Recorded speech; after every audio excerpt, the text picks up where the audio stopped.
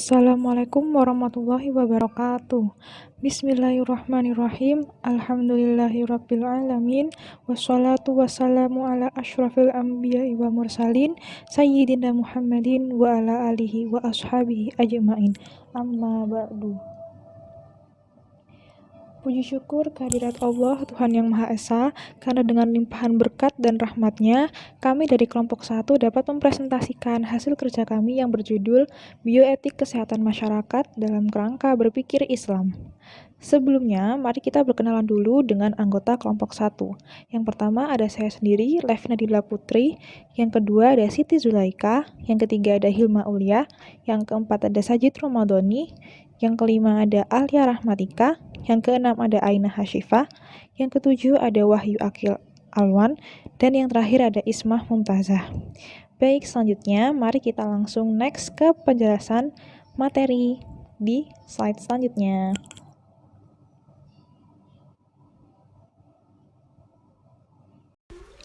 Definisi etika. Secara etimologi, kata etika berasal dari bahasa Yunani yang terdiri dari dua kata yaitu ethos dan etikos. Untuk ethos sendiri, itu artinya adalah sifat, watak kebiasaan, dan tempat yang biasa. Sedangkan untuk etikos itu artinya susila, keadaban, kelakuan, dan perbuatan yang baik. Nah, sedangkan dalam bahasa Arab sendiri, kata etika dikenal dengan istilah akhlak yang artinya budi pekerti. Sedangkan dalam bahasa Indonesia disebut tata susila. Etika berkaitan dengan kebiasaan hidup yang baik, tata cara hidup yang baik dari diri seseorang atau kepada masyarakat. Kebiasaan hidup yang baik ini dianut dan diwariskan dari satu generasi ke generasi lain. Kebiasaan hidup yang baik ini lalu dibekukan dalam bentuk kaidah, aturan, dan norma yang disebarluaskan, dikenal, dipahami, dan diajarkan secara lisan dalam masyarakat. Kaidah, norma, atau aturan ini pada dasarnya menyangkut baik buruk perilaku manusia. Atau etika dipahami sebagai ajaran yang berisikan perintah dan larangan tentang baik buruknya perilaku manusia, yaitu perintah yang harus dipatuhi dan larangan yang harus dihindari. Secara terminologi, etika disebut sebagai ilmu tentang baik dan buruk atau kata lainnya ialah teori tentang nilai.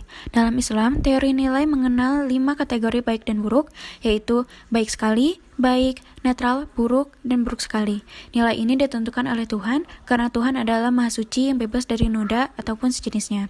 Etika juga disebut sebagai ilmu normatif karena di dalamnya mengandung norma dan nilai-nilai yang dapat digunakan dalam kehidupan. Sebagian orang menyebut etika dengan moral atau budi pekerti. Ilmu etika adalah ilmu yang mencari keselarasan perbuatan-perbuatan manusia dengan dasar sedalam-dalamnya yang diperoleh dengan akal budi manusia. Etika sering diidentikan dengan moral. Namun, meskipun sama-sama terkait dengan baik buruk tindakan manusia, etika dan moral memiliki perbedaan pengertian. Moralitas lebih condong pada pengertian nilai baik dan buruk dari setiap perbuatan manusia itu sendiri, sedangkan etika berarti ilmu yang mempelajari tentang baik dan buruk. Jadi bisa dikatakan etika berfungsi sebagai teori tentang perbuatan baik dan buruk. Dalam filsafat, terkadang etika disamakan dengan filsafat moral.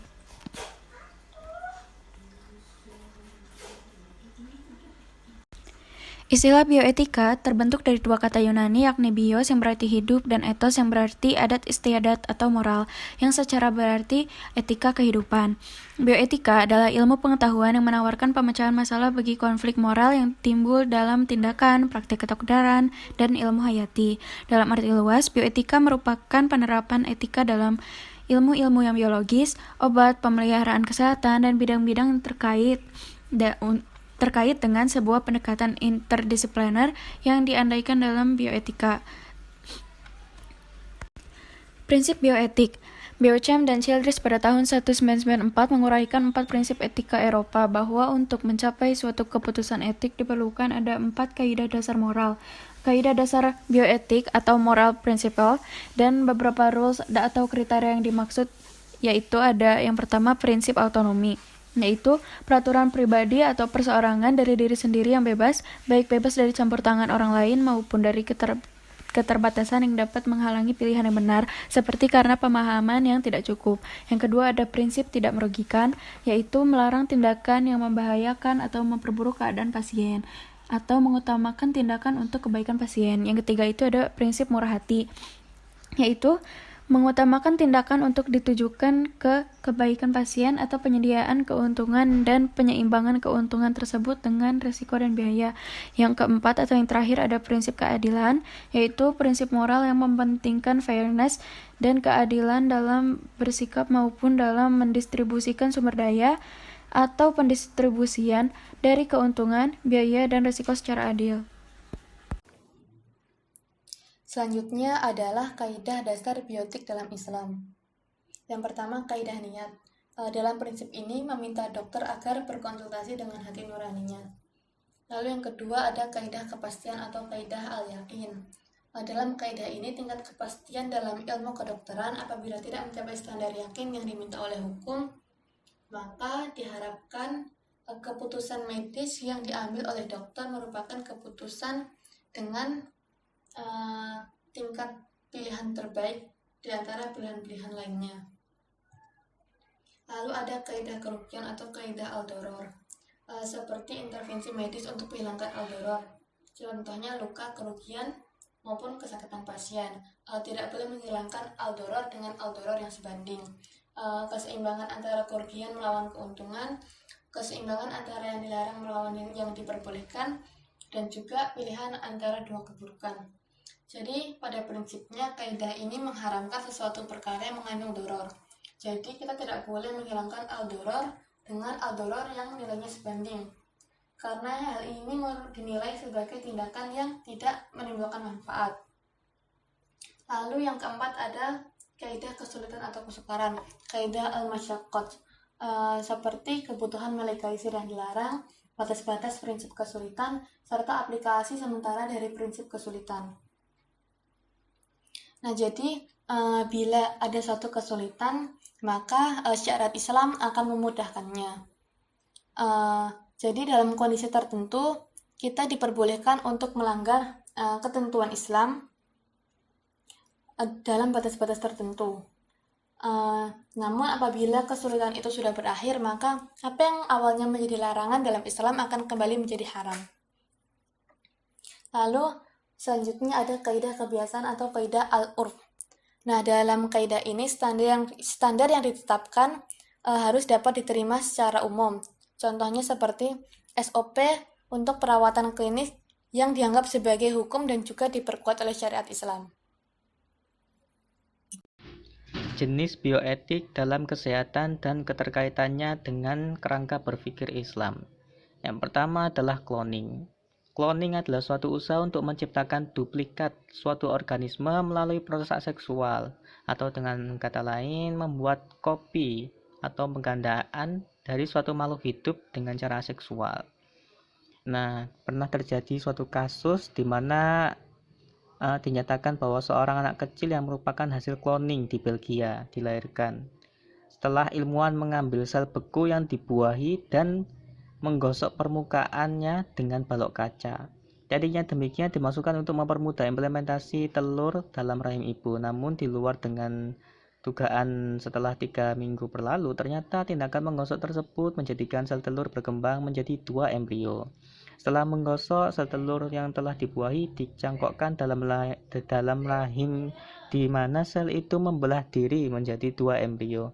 Meskipun pembuahan tersebut secara alami, teknik menggosok tersebut membuat dinding sel menipis sehingga memudahkan pembuatan. Setelah 9 bulan, wanita tersebut melahirkan bayi kembar bertubuh sehat. Nah, cloning pada manusia ini dapat berguna untuk memungkinkan banyak pasangan tidak subur untuk mendapatkan anak. Organ yang dikloning dapat dimanfaatkan sebagai organ pengganti bagi pemilik sel organ itu sendiri, sehingga dapat meminimalisir risiko penolakan. Sel-sel dapat dikloning dan diregenerasi untuk menggantikan jaringan tubuh yang sudah rusak, memungkinkan para ilmuwan medis untuk menghidupkan dan mematikan sel-sel, memungkinkan dilakukan pengujian dan penyembuhan penyakit-penyakit keturunan, dan lain sebagainya. Ilmu dan teknologi yang dikembangkan oleh para ilmuwan muslim adalah yang membawa rahmat bagi seluruh manusia, bukan yang malah membawa laknat.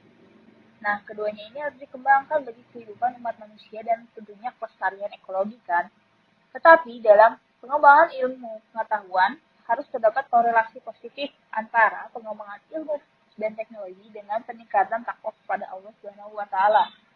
Proses cloning yang tidak memerlukan sperma laki-laki tentunya juga menyalahi proses penciptaan manusia yang sudah terdapat dalam Al-Quran surah Al-Mu'minun ayat 12-14, yang artinya, dan sesungguhnya kami telah menciptakan manusia dari suatu saripati yang berasal dari tanah.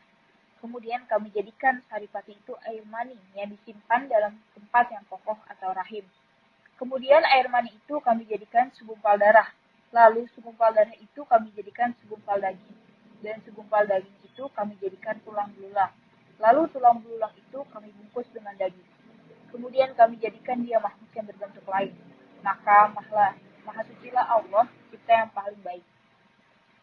Di Indonesia sendiri, Majelis Ulama Indonesia atau MUI pada Musyawarah Nasional ke-6 telah mengeluarkan fatwa bahwa hukum cloning terhadap manusia dengan cara bagaimanapun yang berakibat dalam melipat gandakan manusia, hukumnya adalah haram.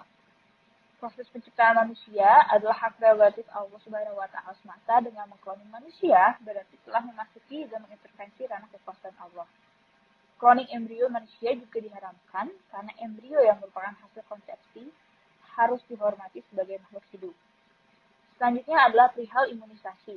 Imunisasi adalah transfer antibodi yang biasanya diberikan dengan cara disuntikan maupun diteteskan pada mulut anak balita. Vaksin adalah bibit penyakit yang sudah diremahkan, digunakan untuk vaksinasi. Vaksinasi adalah pemberian vaksin atau antigen dari virus atau bakteri yang dapat merangsang imunitas dari sistem imun di dalam tubuh. Islam mengutamakan prinsip lebih baik mencegah daripada mengobati. Dengan demikian, hukum mencegah terhadap suatu penyakit atau penularannya melalui imunisasi hukumnya wajib, karena termasuk dalam memelihara jiwa. Perintah Rasulullah SAW sebagai berikut. Jaga dan perhatikanlah 5 hal sebelum datang 5 hal yang lainnya. Hidup sebelum ajal, sehat sebelum sakit, muda sebelum tua, lapang sebelum sempit, dan kaya sebelum miskin. Dalam pelaksanaan imunisasi ini terdapat beberapa vaksin yang tentunya mengandung enzim yang berasal dari babi. Dalam hal ini maka perlu memahami tentang istihalah dan istikhlaq. Istikhlaq di sini berubahnya suatu benda yang najis atau haram menjadi benda lain yang berbeda nama dan sifatnya, seperti khamar berubah menjadi cuka, bayi menjadi garam, minyak menjadi sabun, dan lain sebagainya. Istikhlaq adalah percampuran benda najis atau haram dengan benda suci. Kemudian ada juga istilah istikhlaq, yaitu bercampurnya benda najis atau haram pada benda yang suci sehingga mengalahkan sifat najisnya, baik rasa, warna, dan baunya.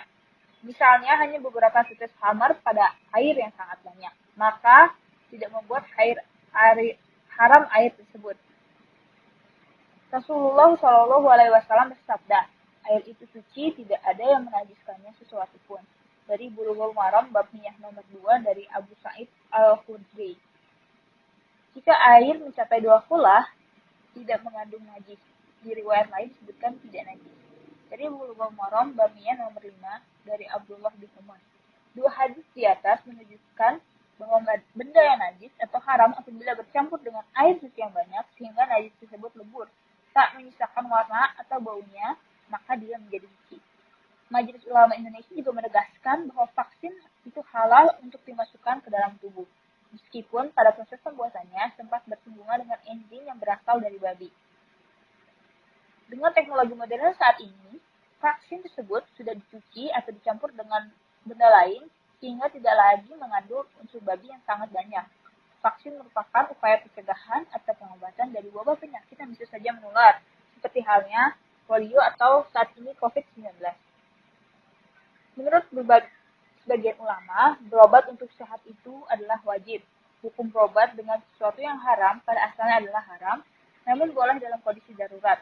Hal ini terdapat juga dalam surat Al-An'am ayat 119 yang artinya, sesungguhnya Allah telah menjelaskan kepada kamu apa yang diharamkannya atasmu, kecuali apa yang terpaksa kamu memakannya. Kondisi darurat itu dapat dinyatakan darurat apabila penyakit dan obatnya memenuhi kriteria, yaitu penyakit tersebut harus diobati, yakin bahwa obat ini bisa mencegah dan mengobati penyakit tersebut dan tidak ada pengganti lainnya yang mubah. Next. Selanjutnya ada abortus. Jadi apa sih abortus itu? Abortus adalah keguguran kandungan, pengguguran kandungan, atau membuang janin. Aborsi merupakan masalah kesehatan masyarakat karena memberikan dampak pada kesakitan dan kematian ibu. Ada 2 macam aborsi, yaitu yang pertama spontaneous abortus atau aborsi spontan, yaitu abortus yang tidak sengaja. Nah, biasanya abortus spontan ini bisa terjadi karena salah satu pasangan itu memiliki riwayat penyakit kelamin, adanya kecelakaan, dan lain sebagainya. Yang kedua yaitu ada provocatus abortus atau aborsi yang disengaja. Aborsi semacam ini dibagi menjadi 2, yaitu yang pertama abortus artificialis therapicus, yakni aborsi yang dilakukan oleh dokter atas dasar indikasi medis. Yang kedua, abortus provocatus criminalis, yaitu aborsi yang dilakukan tanpa dasar adanya indikasi medis sama sekali. Nah, dalam konsep Islam sendiri, bagaimana sih etika melakukan abortus atau menggugurkan kandungan atau membuang janin? Seperti yang sudah dikatakan oleh Allah Subhanahu wa taala dalam Al-Qur'an surat Al-Isra ayat 31 yang berbunyi A'udzubillahi minasyaitonirrajim. ولا تقتلوا أولادكم خشية إملاق نحن نرزقهم وإياكم إن قتلهم كان خطأ كبيرا. Yang memiliki arti, janganlah kamu membunuh anak-anak kamu karena takut kemiskinan. Kami akan memberi rizki kepada mereka dan juga kepada kamu. Sesungguhnya membunuh mereka adalah suatu dosa yang besar. Jadi di dalam Islam sendiri salah satunya disebutkan di surat Al-Isra ayat 31, membunuh anak itu merupakan suatu hal yang tidak dibenarkan. Karena kita tahu sendiri bahasanya menggugurkan kandungan atau membuang janin itu kan sudah ditiupkan nyawa, sehingga itu juga sudah bisa disebut bahasanya itu merupakan makhluk hidup itu yang telah dititipkan oleh Allah kepada hambanya. Oke, next. Yang selanjutnya yaitu aborsi sebelum ditiupkan roh. Terdapat beberapa hukum. Yang pertama yaitu dibolehkan secara mutlak tanpa dikaitkan dengan uzur sama sekali. Pendapat ini dikemukakan oleh ulama mazhab Sa'idiyah, sebagian mazhab Hanafi, dan sebagian mazhab Syafi'i. Yang kedua, dibolehkan apabila ada uzur atau halangan, dan makruh hukumnya apabila tanpa uzur. Uzur yang dimaksudkan itu adalah mungkinnya air susu ibu atau ASI ketika kehamilan sudah mulai kelihatan, sementara sang ayah tidak mampu membiayai anaknya untuk menyusui kepada wanita lain apabila anaknya lahir nanti. Pendapat ini dikemukakan oleh sebagian mazhab Hanafi dan sebagian mazhab Syafi'i. Yang ketiga itu makruh secara mutlak apabila belum ditiupkan roh. Pendapat ini dikemukakan oleh mazhab Maliki. Yang keempat itu hukumnya itu haram melakukan aborsi sekalipun belum ditiupkan roh, karena air mani apabila telah menetap dalam rahim meskipun belum melalui masa 40 hari itu tidak boleh dikeluarkan. Pendapat ini dikemukakan oleh ulama mazhab Maliki dan juga mazhab Zahiri. Selanjutnya yaitu aborsi setelah ditiupkan ruh. Ulama fikih sepakat bahwa melakukan aborsi terhadap kandungan yang sudah diberi ruh itu hukumnya haram. Sebagaimana telah dijelaskan pada surat Al-An'am ayat 151 dan surat Al-Isra ayat 31 dan juga 33. Para ulama itu sepakat mengenai sanksi hukum bagi wanita yang melakukan aborsi setelah ditiupkan ruh itu yaitu membayar kurah atau budak laki-laki ataupun perempuan. Demikian pula jika yang melakukannya itu adalah orang lain, bahkan suaminya sendiri. Next. Hukum aborsi yang selanjutnya yaitu aborsi karena darurat. Aborsi yang dilakukan apabila ada udzur yang benar-benar tidak mungkin dihindari. Dalam istilah fikih disebut dengan keadaan darurat. Seperti apabila janin dibiarkan tumbuh dalam rahim, maka akan berakibat pada kematian ibu. Maka dari itu, ulama sepakat bahwa aborsi dalam hal ini hukumnya mubah. Kebolehannya ini digunakan untuk menyelamatkan nyawa sang ibu. Pendapat ini didasarkan pada sebuah hadis yang diriwayatkan oleh Imam Ahmad bin Hambal dan Ibnu Majah. bahwa Rasulullah Shallallahu Alaihi Wasallam menganjurkan agar orang jangan berbuat sesuatu yang membahayakan diri sendiri atau orang lain. Kaidah fikih juga mengatakan bahwa apabila terdapat dua hal yang merugikan, padahal tidak mungkin dihindari keduanya, maka harus ditentukan pilihan kepada yang lebih ringan kerugiannya.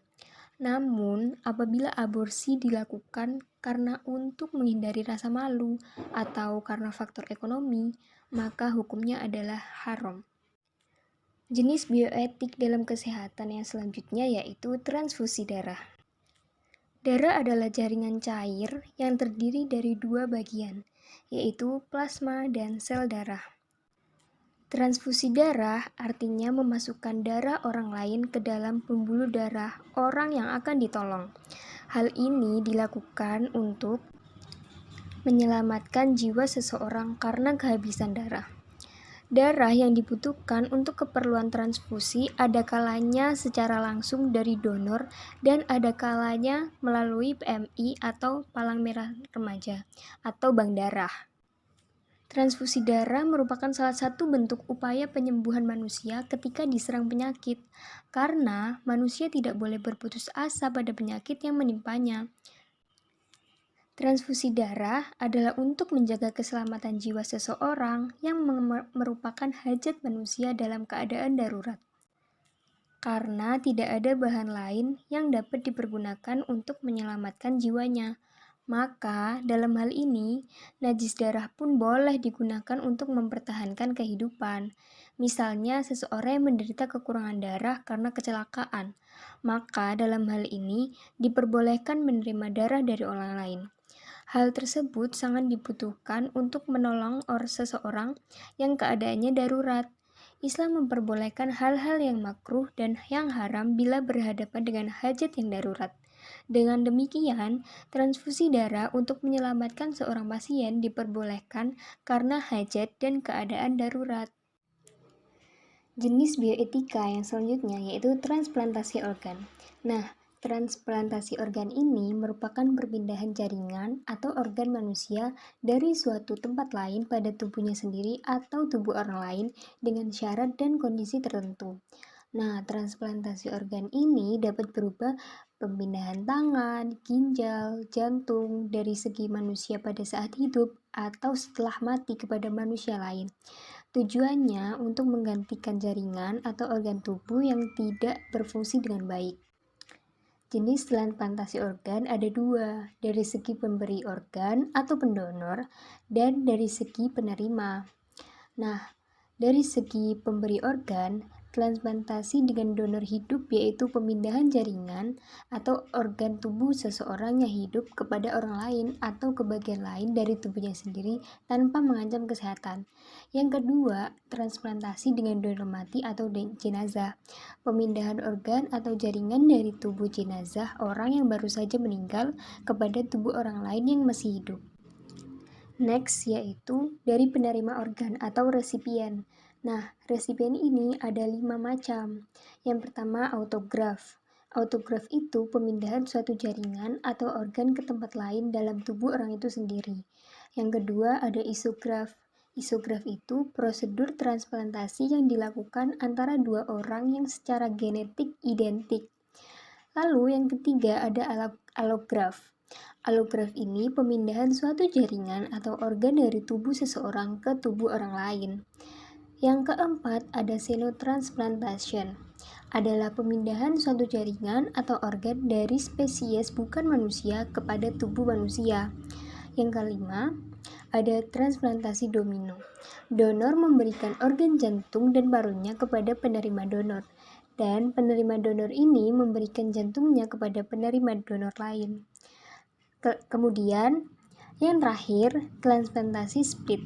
Kadangkala donor mati khususnya donor hati. Hatinya dapat dibagi dua penerima. Akan tetapi, transplantasi ini dipilih karena transplantasi keseluruhan organ lebih baik. Oke, next. Berdasarkan Undang-Undang Nomor 36 Tahun 2009 Pasal 64 tentang Kesehatan, Indonesia hanya memperbolehkan tenaga kesehatan yang memiliki kewenangan melakukan transplantasi atas dasar persetujuan dari donor atau ahli waris. Donor telah diberitahu tentang risiko transplantasi dan atas pemahaman yang benar sehingga donor atau ahli waris secara sukarela menyatakan persetujuannya. Kemudian, berdasarkan syariat Islam, terdapat perbedaan pendapat mengenai transplantasi organ. Ada yang memperbolehkan dan ada yang tidak. Yang pertama, pendonor dalam keadaan sehat, hukumnya haram, karena transplantasi organ sifatnya tidak pasti atau belum tentu berhasil, sehingga dapat membawa kemudorotan baik si pendonor maupun si penerima donor, sesuai dengan Quran Surat An-Nisa ayat 29. Dan janganlah kamu membunuh dirimu sendiri, sesungguhnya Allah adalah Maha Penyayang kepadamu. Kemudian yang kedua, pendonor yang sudah meninggal, hukumnya haram. Rasulullah SAW bersabda, memecahkan tulang mayat itu sama saja dengan memecahkan tulang orang hidup. Hadis riwayat Ahmad, Abu Dawud, dan Ibnu Hibban. Next, ada pula yang memperbolehkan transplantasi organ berdasar pada dalil Allah SWT dalam Quran Surat Al-Maidah ayat 32 yang berbunyi, Ahya wa man faka'annamaha ahya jami'an nas. Dan barang siapa yang memelihara kehidupan seorang manusia, maka seolah-olah dia telah memelihara kehidupan manusia semuanya. Allah menyukai perbuatan-perbuatan baik, dan tentunya secara ikhlas dilakukan oleh manusia. Tindakan pengobatan seperti transplantasi yang dapat menolong orang lain juga merupakan suatu hal yang mulia. Allah akan sangat menghargai perbuatan tersebut. Namun, dalam pelaksanaannya, transplantasi organ harus dilaksanakan dengan syarat-syarat tertentu yang dapat rinci sebagai berikut. Next, jenis bioetik yang selanjutnya yaitu eutanasia. Eutanasia berarti tindakan agar kesakitan atau penderitaan yang dialami seseorang yang akan meninggal diperingan. Juga berarti mempercepat kematian seseorang yang ada dalam kesakitan dan penderitaan hebat menjelang kematiannya. Ada dua jenis eutanasia, yang aktif dan yang pasif. Yang aktif itu tindakan dokter mempercepat kematian pasien dengan memberikan suntikan ke dalam tubuh pasien tersebut. Kemudian yang pasif adalah tindakan dokter menghentikan pengobatan pasien yang menderita sakit keras, yang secara medis sudah tidak mungkin lagi dapat disembuhkan. Next. Selanjutnya yaitu dasar hukum eutanasia menurut Kitab Undang-Undang Hukum Pidana atau KUHP dalam bab 1 pasal 338 sampai 350 itu eutanasia ini termasuk dalam kejahatan terhadap jiwa orang lain lah.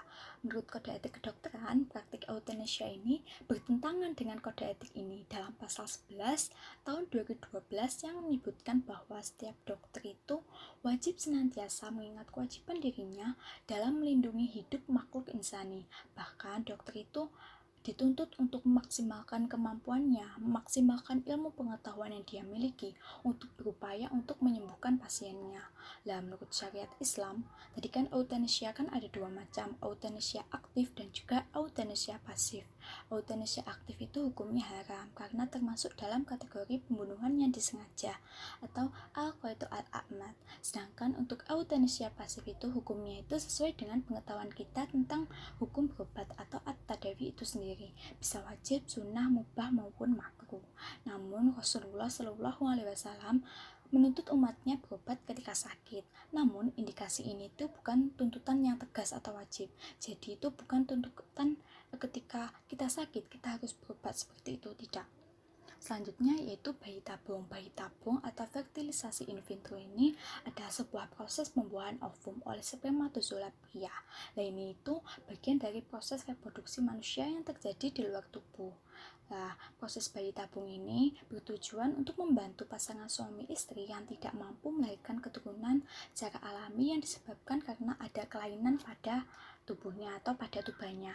Kelainan ini tuh bisa dalam bentuk endometriosis, oligosperma, unexplained infertility, dan juga faktor imunologik lah.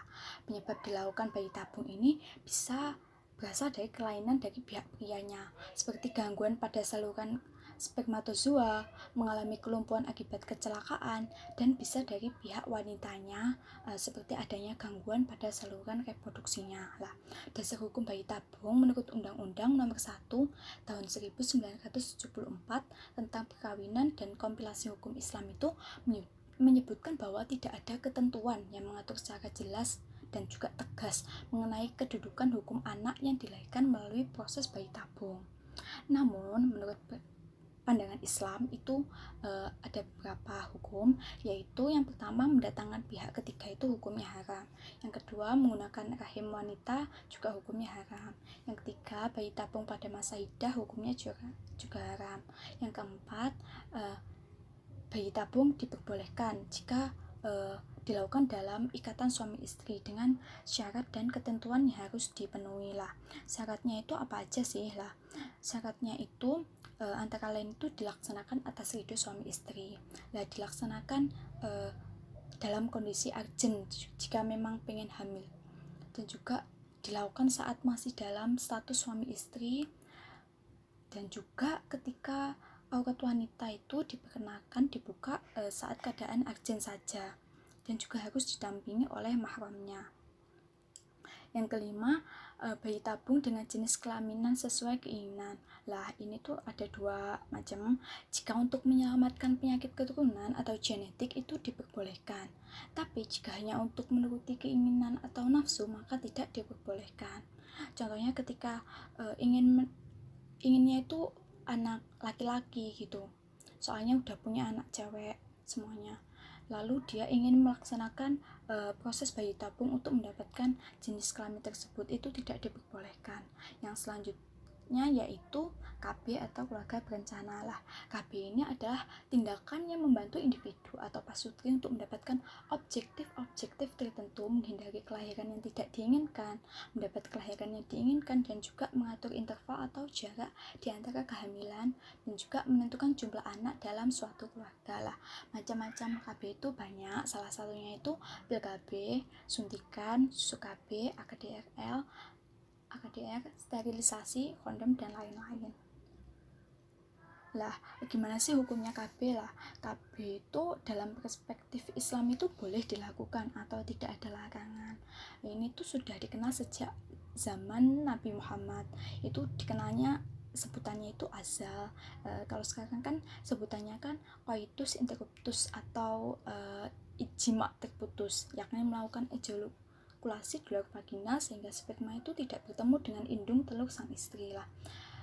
Jika nih azal itu enggak diperbolehkan, pasti itu udah dijelaskan dalam Al-Quran, dan masih ada penegasan dari Nabi gitu loh. Dan Nabi itu mengatakan bahwa azal ini hanya sebagai ikhtiar manusia untuk menghindari kehamilan, sedangkan kepastiannya itu berada di tangan Tuhan. Demikian pula untuk alat-alat kontrasepsi atau cara lainnya itu tidak menjamin sepenuhnya berhasil lah. Imam Romli itu juga mengemukakan pendapatnya sebagai komentar atas pendapat Ibnu Hajar, itu adapun suatu alat yang dapat menahan kehamilan untuk suatu masa tertentu tanpa memutus kehamilan dari sumbernya, hal itu tidaklah dilarang, sehingga KB ini diperbolehkan. Baik teman-teman, sudah berakhir nih penjelasan materi tentang bioetik kesehatan masyarakat dalam kerangka berpikir Islam. Semoga ilmu yang didapatkan dapat bermanfaat ya bagi kalian semua. Mohon maaf bila ada salah kata dari kelompok 1. Wassalamualaikum warahmatullahi wabarakatuh. Salam sehat semuanya.